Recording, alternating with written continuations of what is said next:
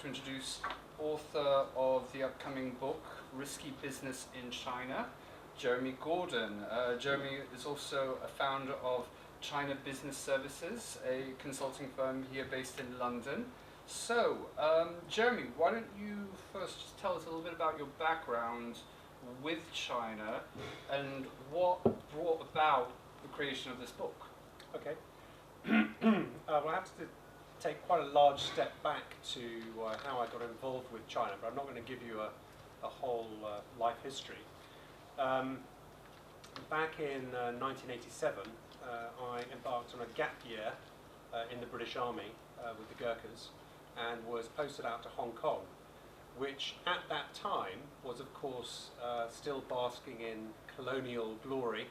And the job of the British Army there was to march up and down the border with Shenzhen and make sure that everyone on both sides was behaving correctly.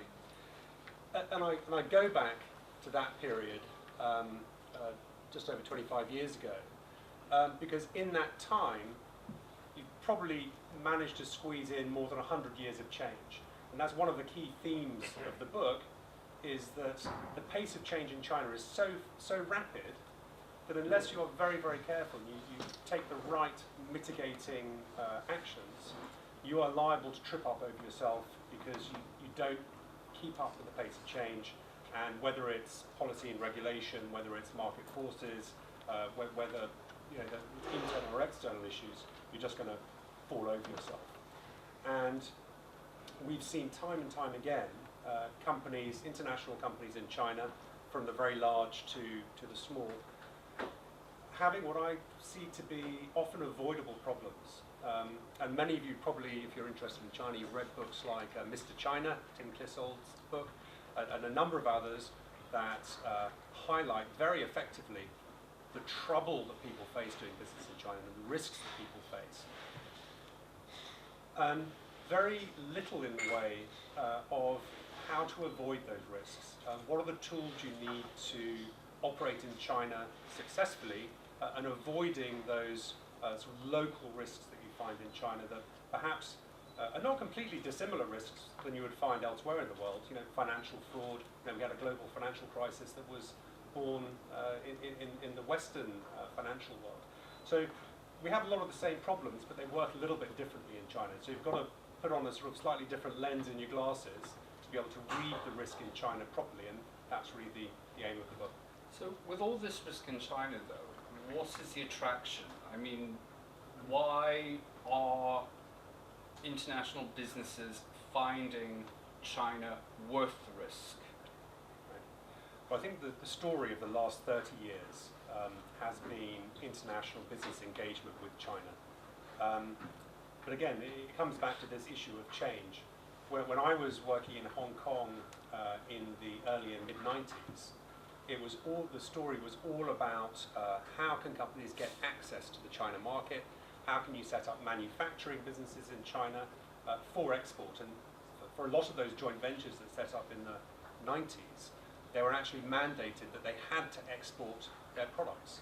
I mean, there wasn't a big domestic market to speak of, certainly on the consumer side, industrial market, sure. But that's completely flipped on its head. So, now you're in a situation with rapidly rising costs in the China market, increased competition, increased regulation, but at the same time, obviously, the massive expansion of the Chinese consumer market, and in many ways, more open access. So for foreign companies, it's difficult because China represents the core of their supply chain clusters and logistics. It also represents a large part of their growth story and their market. And so while China's sheer scale means that you can't ignore it, you also have to be aware that a lot of your eggs are suddenly in the China basket at the beginning of the chain and also at the end of the chain. So my view is that people have to pay more attention now to managing the risk in the middle, at the operating level obviously, but also on the macro level, policy and regulation and all the rest of it. So on the operational level with doing business in China, you mentioned that it's really no different from other international risk in other regions. But some of the unique aspects or the unique facets of risk management that international businesses need to be made aware of in China that they might not encounter as much in other markets? Yeah. Well, I think that there are a couple of issues. One of the things I've done in the book is to benchmark China risk against the other BRICS economies.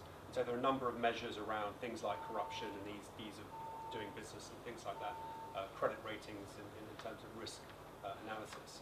And China is pretty much on a level with the other BRICS countries. So it's not that China is very much more risky in any of these elements than the other markets, but it comes back to that issue of scale and control of markets. So China it amplifies the risks that appear everywhere because of the sheer scale of the market and the importance it has to business.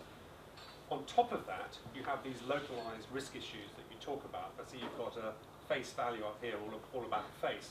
So face is one of those issues that I do cover in the book, a number of them. But people laugh, think, well, face, yeah, I mean, it's a sort of soft cultural issue.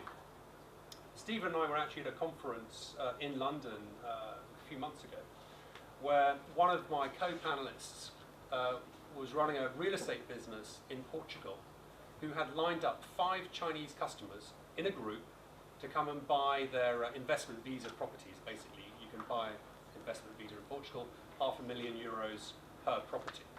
So he was patting himself on the back already that he'd got these customers lined up, and he passed it on to his minions to get the deal done and sort out the paperwork. So these 5 Chinese customers turned up at the office the next day, sat down, pen and paper ready to sign. They all suddenly got up and left without explanation. And so when this chap came back into the office, he said, right, show me the contracts, let's check the bank balance and go out and celebrate. And his staff said, they just got up and left, we don't understand it. And it turned out that later in the week they bought very similar properties from a competing development down the road. And the reason they later found out is because none of the senior management had turned up for the contract signing. They felt they weren't be taken seriously. They felt they lost face. So you lost €2.5 million real estate contract to a competitor down the road. Face cost them €2.5 million. So it's easy to think that it's a soft issue and laugh about it. Equally, but it obviously costs. Equally, Guanxi, you probably all know a bit about Guanxi, relationships, connections.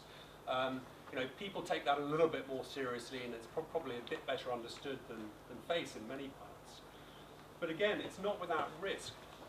There's a case which resulted in an arrest just about a week ago in Hong Kong of a senior JP Morgan banker who'd been involved in a program called the Sons and Daughters Program for hiring well-connected people into the investment banking business, because those Guanxi connections in China help to fill your business pipeline with all those big IPOs and M&A deals and restructuring.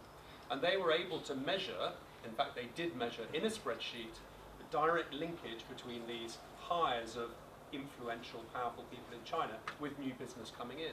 The problem with that from a due diligence and compliance perspective is that if these are politically connected people, as indeed many of them were, you run into a compliance wall that says, well, hang on, you're basically paying the son, daughter, nephew, niece of this government official to get business.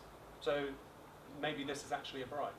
So Guanxi is really important in terms of building your network and developing the relationships, but you also have to be very aware of where the red line is in terms of compliance. And when you're operating in a place like China or Hong Kong or wherever, these lines become very, very important, because it's not just the Chinese anti-corruption police who are looking at you, it's also the UK Bribery Act police, it's also the US FCPA police. So you have to be very aware of these risks and recognise they're not just soft cultural issues, they're very real business risks. But isn't this line always changing now? Especially now with what's going on with several multinationals in China that are under the microscope for anti-corruption. The topic that's in the press a lot recently is the issue with GlaxoSmithKline, where they've got themselves into this bother with being accused of bribing hospital officials to issue out to buy their drugs. But isn't it been an untold secret that not all multinationals, but many other multinationals have been